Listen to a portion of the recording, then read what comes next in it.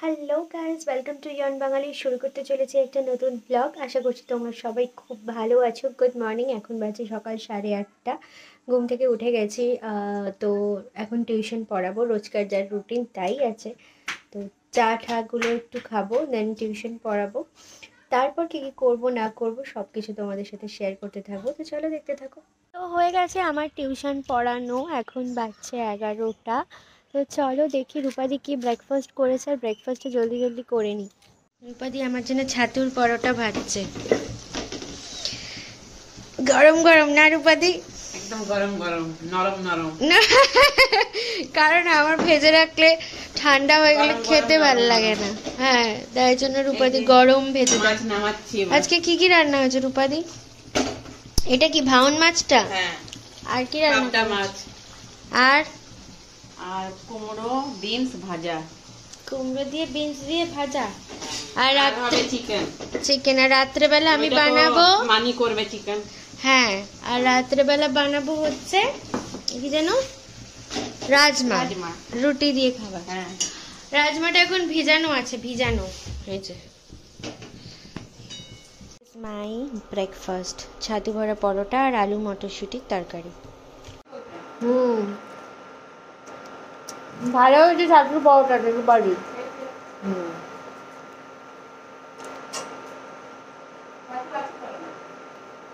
কি পুর বানানো?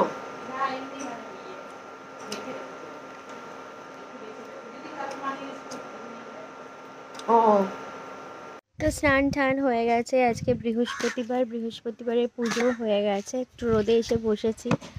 একটা পার্সেলও আসলো, তো চলো দেখি কি পার্সেল এসছে। তো শাশুড়ি মা একটা পিঠে বানিয়েছে বাড়িতে, চলো ওটাকে ওকে দিয়ে আসি। দাঁড়া, খাও।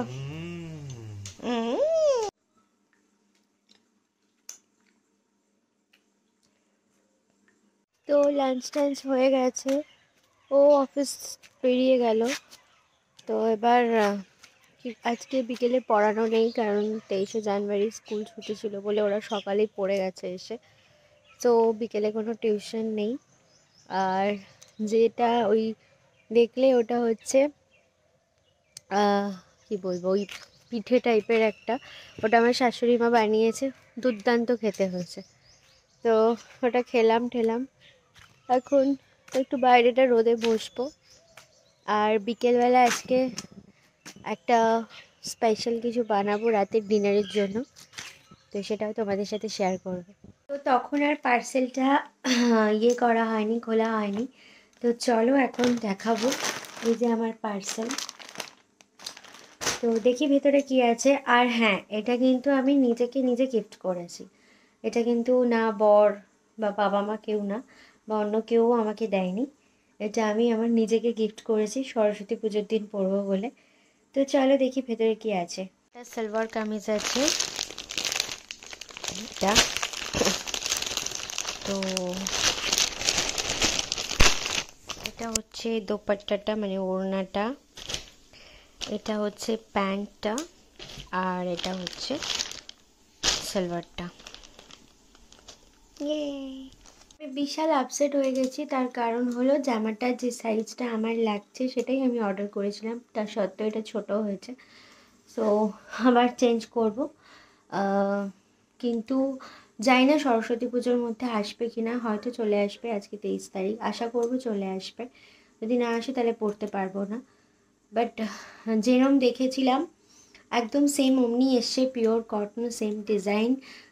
কোয়ালিটিতেও ওরা কোনো কম্প্রোমাইজ করেনি, খুবই ভালো। বাট সাইজে ছোট হয়ে গেছে, তো এখনই আমি চেঞ্জ করব। তো একটু আপসেটই হয়ে গেছি, গিফটটা করেও নিজের কাছে রাখতে পারলাম না, এমন মানে সাইজ ইস্যু হয়ে গেল। তো এক্সচেঞ্জ করতে দিয়েছি। এখন কবে আসবে নিতে, কবে নতুনটা দিয়ে যাবে আবার জানি না। এখন হাপিত্তেশ করে বসে থাকবো, এগুলোতেই মন খারাপ হয়ে যায়। না বললে আবার রেগে যায় রে। চলো চাটা দিয়ে আসি ওকে। তো হয়ে গেছে আমার চা করা, সবাইকে দিয়ে দিয়েছি চা করে, আমিও চা খাবো। তো চা খেতে খেতে আমি একটা ডো বানিয়ে নিচ্ছি। আর যেটা তোমাদেরকে বলেছিলাম যে ডিনারে একটা স্পেশাল কিছু বানাবো, সেটারই ডো তৈরি করছি। এই যে, তো বানিয়ে নিই, তারপর আস্তে আস্তে বলবো কি বানাবো। আচ্ছা, একটু ধনে পাতা স্প্রিং অনিয়ন দিয়ে পকোড়া। এই যে ধনে পাতা স্প্রিং অনিয়ন দিয়ে পকোড়া বানাচ্ছি সন্ধ্যেবেলা স্ন্যাক্সের জন্য। হচ্ছে ওর সন্ধ্যেবেলার টিফিন, মুড়ি মাখা আর স্প্রিং অনিয়ন আর ধনে পাতার পকোড়া। তো চলো দিয়ে আসি। ওদের টিফিন হয়ে গেছে, পকোড়াটা বেশ ভালো হয়েছে, সবাইকে দিয়ে দিয়েছি। এখন আমি বানাবো রাজমা রাতের জন্য। আর যে ডোটা দেখে রেডি করেছিলাম সেটা হচ্ছে আর কিছুই না, নান বানাবো। তো ওটা খাওয়ার আগে আগে বানাবো, কারণ ওটা 3 ঘন্টা মতো মেখে রাখলে সফট হবে। ততক্ষণ রাজমা টাজমাগুলো বানিয়ে নিই। এই যে রাজমা রান্না হয়ে গেছে। আর এই রাজমাটা না, আমার মা আর বাবা নৈনিতাল গেছিলো বেশ কয়েক মাস আগে, তো ওখান থেকে নিয়ে এসেছিল। দেখো রাজমাটা আমার অলমোস্ট রেডি হয়ে গেছে। এখানে লাস্ট আমি একটু বাটার আর গার্লিক ভেজে নিচ্ছি, তারপরে এটা ওপর থেকে ছড়িয়ে দেব। মেন তড়কা বলো রাজমা বলো, যে স্মেলটা এনহ্যান্স করে সেটা হচ্ছে এই বাটার আর গার্লিকের গন্ধটা। তো এটা মাস্ট, এটা ওপর থেকে ছড়িয়ে দেব।